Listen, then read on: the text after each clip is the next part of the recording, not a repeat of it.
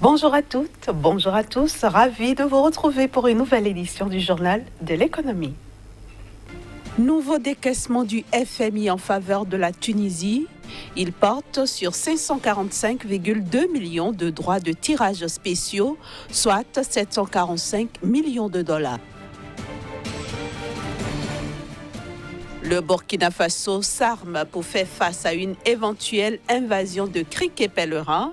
Le pays s'est doté d'une feuille de route anti-acridienne.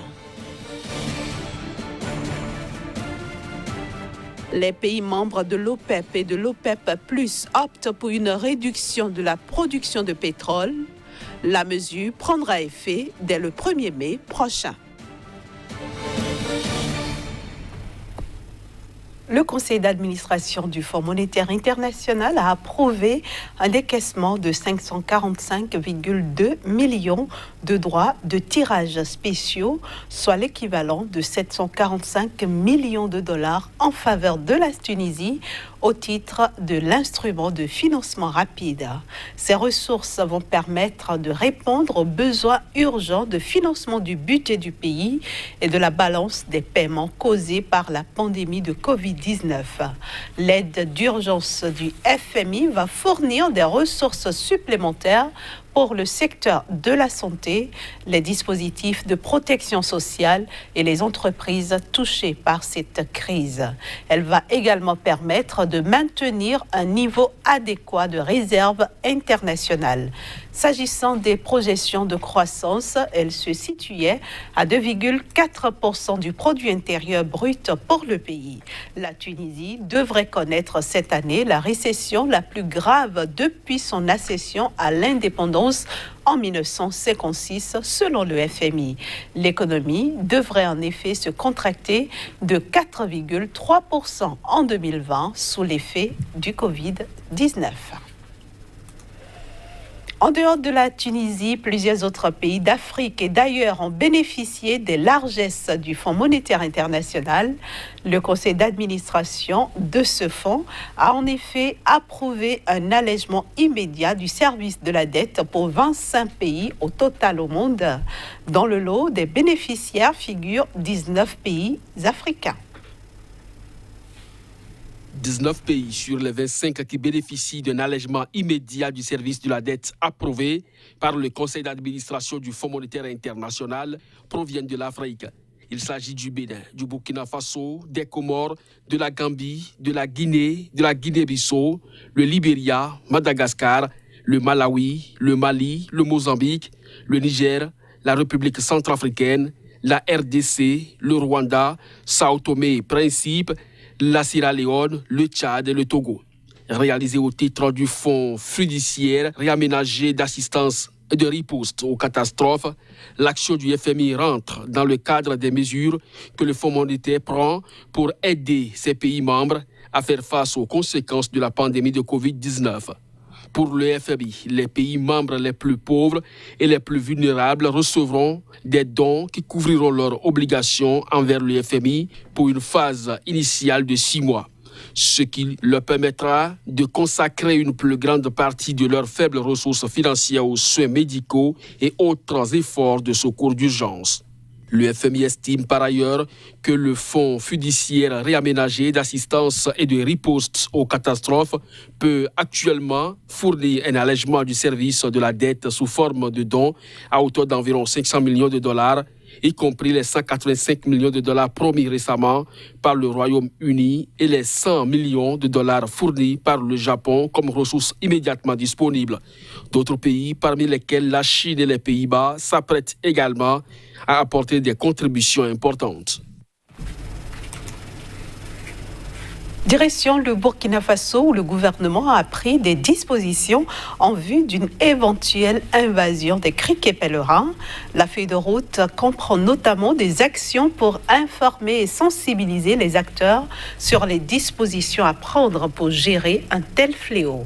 En cas donc d'arrivée des criquets pèlerins, des actions de lutte seront enclenchées à travers l'activation du plan national d'urgence anti-acridien. Cette stratégie de riposte au plan national se fait en concertation avec la commission de lutte contre le criquet pèlerin dans la région occidentale regroupant 10 pays dont le Burkina Faso. L'adoption de cette stratégie par le pays intervient alors que les ravages des criquets pèlerins se poursuivent en Afrique de l'Est avec une seconde vague plus redoutable attendue par la FAO. Il faut noter cependant que d'après certains spécialistes, la probabilité que les essaims sévissant actuellement en Afrique de l'Est atteignent la région ouest africaine d'ici juin est assez faible et aucun risque n'est prévu à court terme. Les pays membres de l'OPEP et de l'OPEP+ ont posé un acte historique. Ces pays ont décidé de réduire la production de pétrole de 9,7 millions de barils par jour.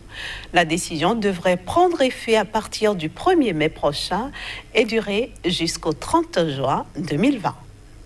La décision est historique et saluée de par le monde.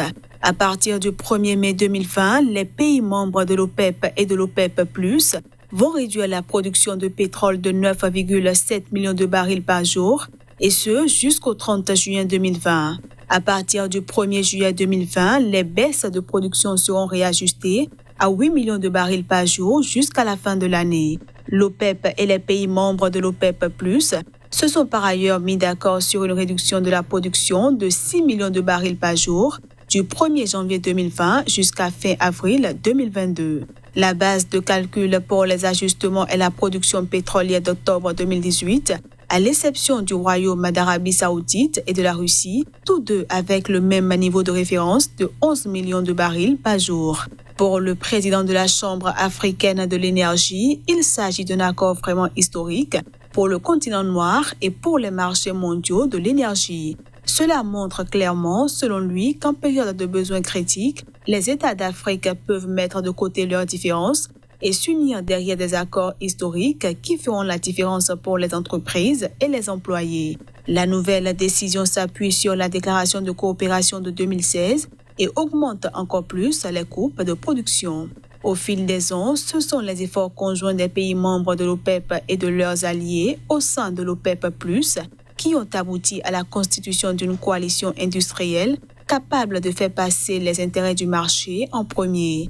Les producteurs africains jouent un rôle clé dans cet effort via les pays membres de l'OPEP comme le Nigeria, l'Angola, l'Algérie, la Libye, le Gabon, la Guinée équatoriale et le Congo, mais aussi grâce au soutien de producteurs supplémentaires comme l'Égypte, le Soudan du Sud, le Tchad ou le Niger. Marquons à présent une petite pause, le temps de retrouver Kazmi Pédia. Bonjour Kazmi, bienvenue à vous. Merci, bonjour Inès. Alors plusieurs projets de développement au Sénégal, pressentis pour être retardés. C'est bien ce que nous apprend donc Dakar depuis quelques jours. La nouvelle est tombée. Beaucoup de projets ne pourront donc pas voir le jour, auront des difficultés pour cause le pétrole devenu bon marché sur le plan international va réduire donc le budget de certains États, notamment ces nouveaux pays qui aspirent à l'or noir, l'exploitation de l'or noir, verront donc leur budget réduit pour donc cette raison-là. Et au-delà donc de cette réduction, la situation va affecter beaucoup de projets structurants au niveau de ces pays. Et le Sénégal s'inscrit ici comme le premier pays africain, bien évidemment, qui serait frappé par la chute du prix du pétrole depuis quelques mois déjà sur le marché international, Inès. Concrètement, quels vont être les impacts sur l'économie du pays? Alors, il faut dire que depuis 2018, le Sénégal a lancé l'offensive pour le développement, pour l'émergence donc de son économie, et ceci avec des investissements investissements structurants.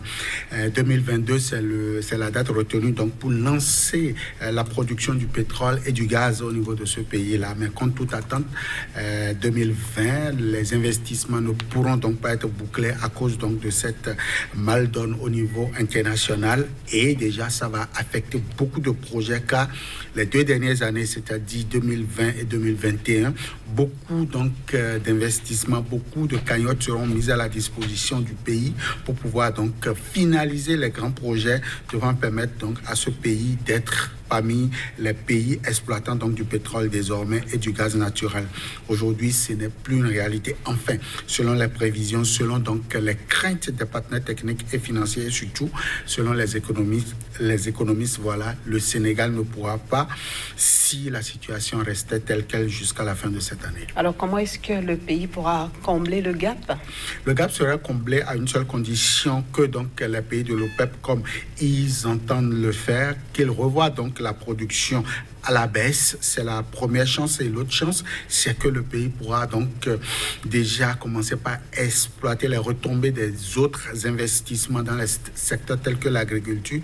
Mais on le dit, le pétrole, l'investissement au niveau du pétrole va booster beaucoup l'économie et le pays a beaucoup misé sur donc, cette opportunité-là.